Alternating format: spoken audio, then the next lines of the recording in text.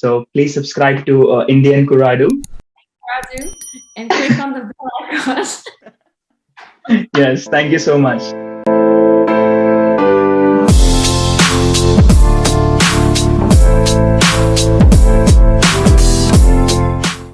So that means technically first you have to be accepted to the school and then you have to look for a job. So this is how it works. Yes, I've known few cases where it was the reverse, but it Okay. was they did an internship at that same company, and Mhm. then they said that they want to continue. So yeah, but this is very rare. Usually, you find the school first. Yeah. Okay. So when we talk about the school, I mean the tuition fee and also the salary, how it goes exactly. So you said the company would pay your tuition fee. Will they Yes. also give the salary as well? Yes, exactly. This depends on age. Mhm. There's a grid that shows you how much percent of the SMIC, so this is the minimum wage in France, you are paid. It depends on age, but it also depends on the company policy. Mhm.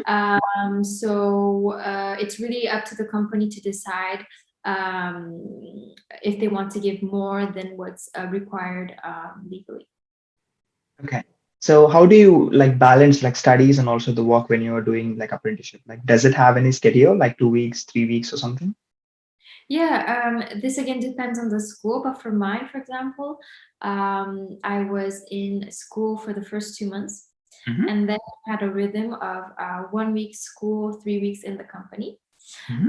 So it's quite manageable, I think, because it's by week. You are really concentrated on what you have to do and finish and complete within this week. Again, some schools I know they have a rhythm of 2 days in the school and then 3 days in the company, which I would say I don't know how to. I wouldn't know how to manage my time. But in general, the schools they really understand that we are also working. It's not a full-time job, but they understand that it's pretty much the same thing as a full-time job. So they're very lenient in terms of workload. Okay. So when you sign a like you got into a school, you got a company, and when you sign a contract, since the company is paying the tuition fee, do they put a bond or a contract, something like that? Okay, after this period, when you complete your studies, you have to be working with us for certain period of time. Is there any link or contract like this? No, there's no obligation to work for them right after. Mhm. The companies do really benefit from this program because even though they are paying for your school fee, they're always searching for qualified top talents, top students, I would say, to join without having to, probably pay 2 or 3 times more for a full-time employee. So and then as a students, we also benefiting because we don't have to pay tuition, which is really great, and we have a living wage as well. So it goes. It's a very much of a mutual, I guess, advantage, I would say. Okay. So since you already did masters and then now you're doing an apprentissage, so I think you have experienced two different universities or two different lives, I would say. So how was it? Like, what is the most different, or what is something which was excited, and what is something which you learned, or any experience you felt different, between the both programs? So for my first master's program, it was, I think I studied for around 1 year or maybe even less, and then I had to do a 6-month internship to Mhm. validate my studies. Here it was really interesting because I didn't have any background, well, not that much knowledge on HR, and so it was really my first time entering, into this corporate world and really trying to see what it's like to work in HR. So it was, trying to apply whatever that I learned in my master's program to help me succeed in this internship. With the apprenticeship program, however, it's very, um, it's practical in a way that you are acquiring knowledge both academically but from the corporate world at the same time. Mhm.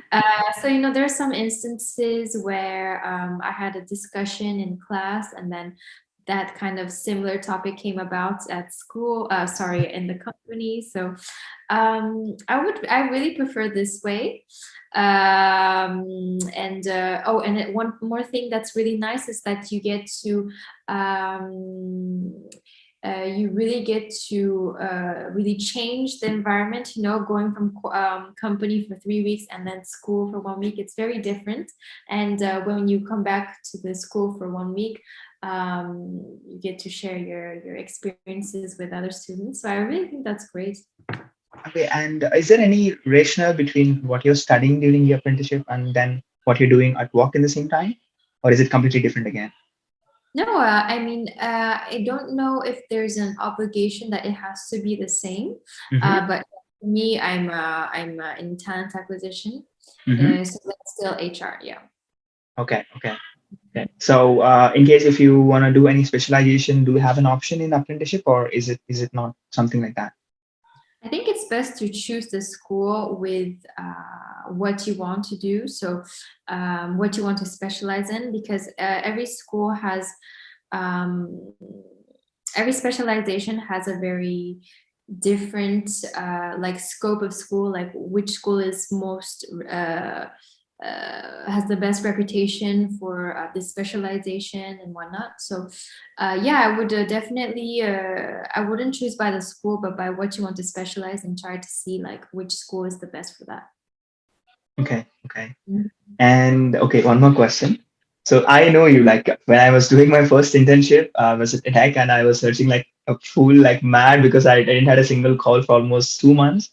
And Right. luckily, like through one of my contact in EdHack, Kwisha, I should name her. And then through her, I met you, and like we spoke maybe like 1 hour, maybe like one for in a week time. They where you taught me how Yeah. to make a resume, how to make a resume, how to search for jobs exactly on LinkedIn, what kind of filters that I should use, and how to approach to the referrals in case if I'm interested in one particular job at one particular country. Yeah. So you gave me this much of information in that less period of time, and that's how I got into my first internship, like the biggest industry in the world, actually. It's all you though. No, come on. Like you literally showed me, okay, the Indian resume is completely different, the European resume is completely different, and how exactly ATS would work.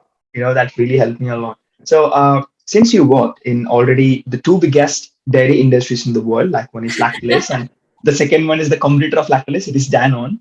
And so that is how your career has started into the HR field, and now you're working in a different industry like dairy to completely beauty, right? So it's a massive jump. So did you find any difference in these two when you The switched difference. from one industry to other?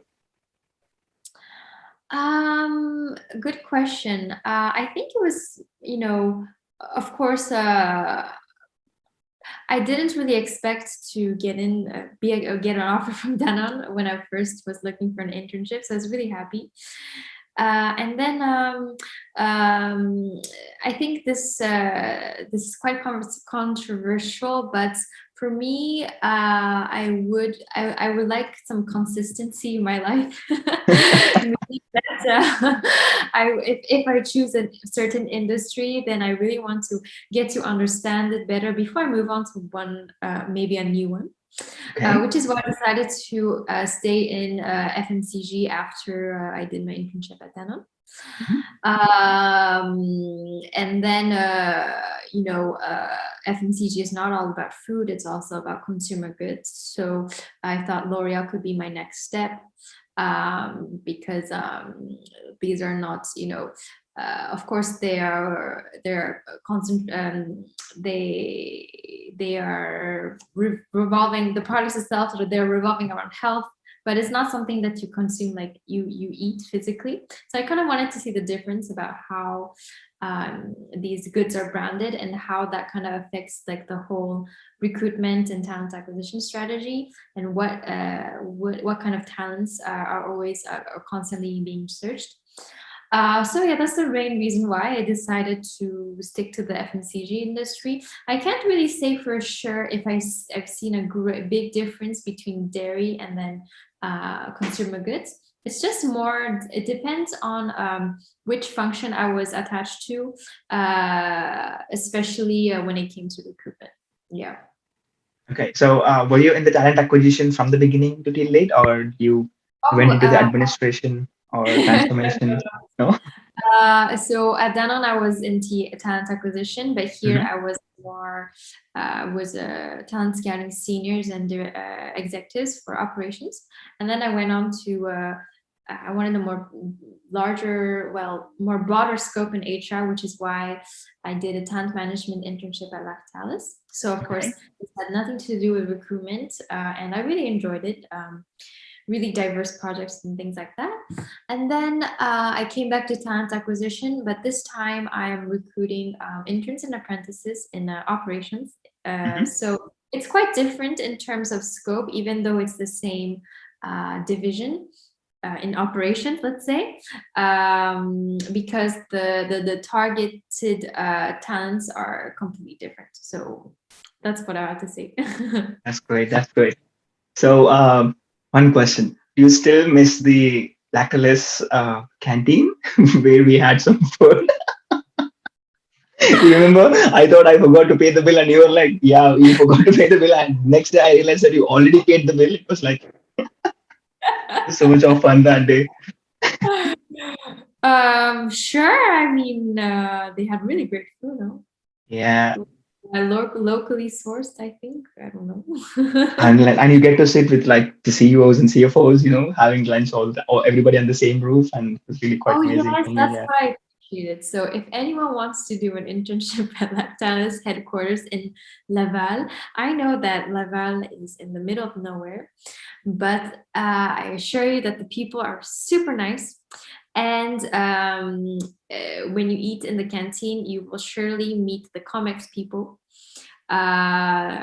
including the CEO. So that's one Yeah. advantage. Yeah.